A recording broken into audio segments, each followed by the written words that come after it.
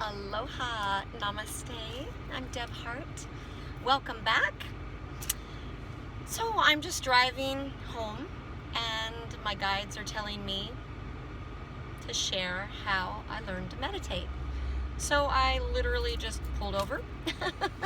Like, no time like the present, right? A million other things to do. So I actually started meditating in October of 2009. I was not awake yet. I had a spontaneous Kundalini awakening in October of 2012. Wow, that's the first time I've said that out loud. To the month, it was 3 months later. 3 years later. Isn't that interesting? Anyway, it was a very stressful time for me in my life. I was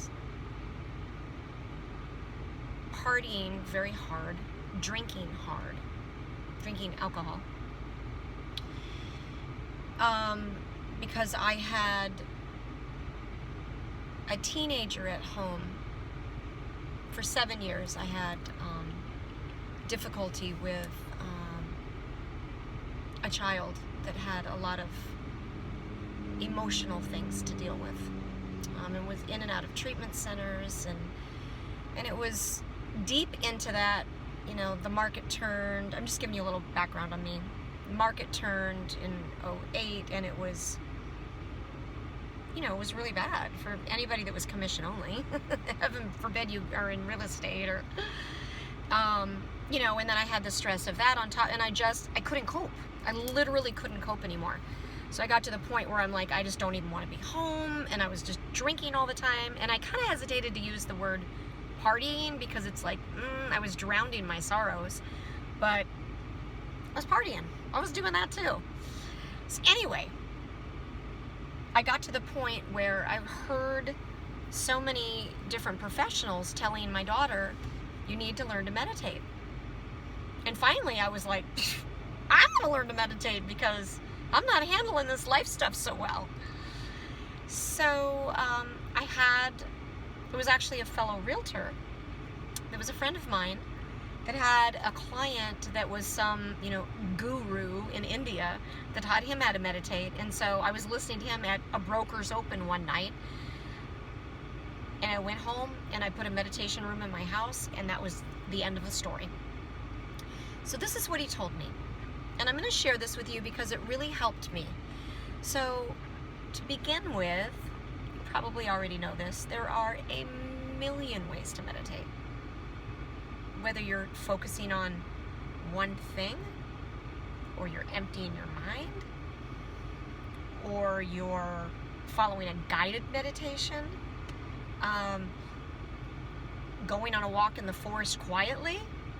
A lot of people find that to be meditative. There's a million ways to meditate, but I'm going to share with you what helped me to start to open myself up to manifesting and to control my thoughts to begin with, and really learn how to send my consciousness down within. So what I did, and then you take it from there. So this is what I was told, and this is what I did. I chose to create a meditation room in my house because at that point we'd already had one empty room from a child that went off to college. And so I just would park myself in the room for an hour every morning before I went to work. If I was doing stand-up paddle in the morning, it would be before I went out paddling. I would put myself in the room for an hour. I would meditate for about 30 minutes. For a while I would set an alarm, and then after that I didn't. And then I would journal it for 30 minutes. And I did that for a month straight to kind of look back at what I journaled and see, where was I with my consciousness, and how quickly I could go within, and just look back at all of that. Journaling is fab. I journal every day of my life, and I highly recommend it. Even if it's just getting your feelings out, I think it's important. So anyway, I'm digressing. I would put myself in the room for an hour. I would spend about 10 minutes deep breathing. And to begin with, this is how I started. I would breathe in, thinking 1, exhale think the number 1 or say it out loud in your head. I'd take a breath in the second time. I'd do 1, 2. I'd exhale 1, 2. I'd inhale to the count of 3, exhale to the count of 3, inhale to the count of 4, exhale to the count of 4, and then I start all over again. So you go up to 4 and then start over again. That helped me because I had massive monkey mind. So if you've got monkey mind, you know what I mean. You need something else to focus on. So I would just focus on those numbers, which literally helped me focus on my breath, because I was breathing in and counting, breathing out and counting, and it really helped me. And looking back at my notes, it was within the first 7 days that it was very easy and quick for me to send my consciousness down into my body and to be tuned out of the outer world reality. So again, I mean, looking back at that, when you journal, it helps you. So I started with that.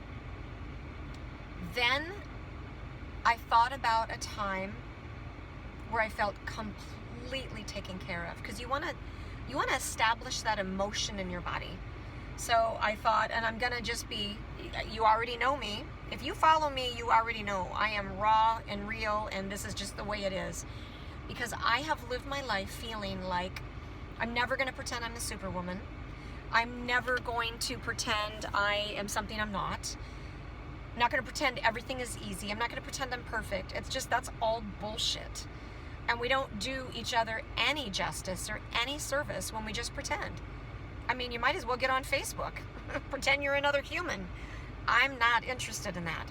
So with that said, I'm just going to be very raw and real with you, because it may, and hopefully it's not too TMI for you, but I just think it helps you to think about those things in your life.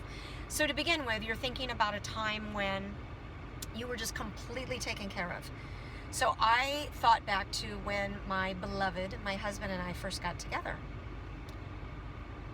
I probably had about 2 months straight that I didn't even wash my own hair. I would be in the shower washing my hair and he'd say, "Stop that, you're going to create split ends." And he would, you know, like teasing me, but he would just come and like gently massage my scalp and wash my hair. It would be like 20 to 30 minutes of washing and conditioning my hair. I'm not kidding. It was pretty lovely.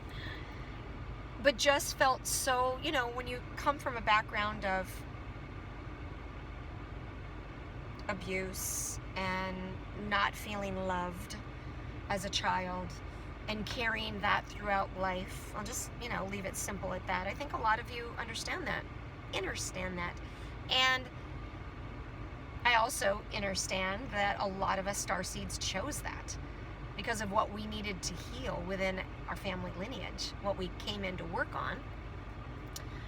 And so anyway, I'm digressing again.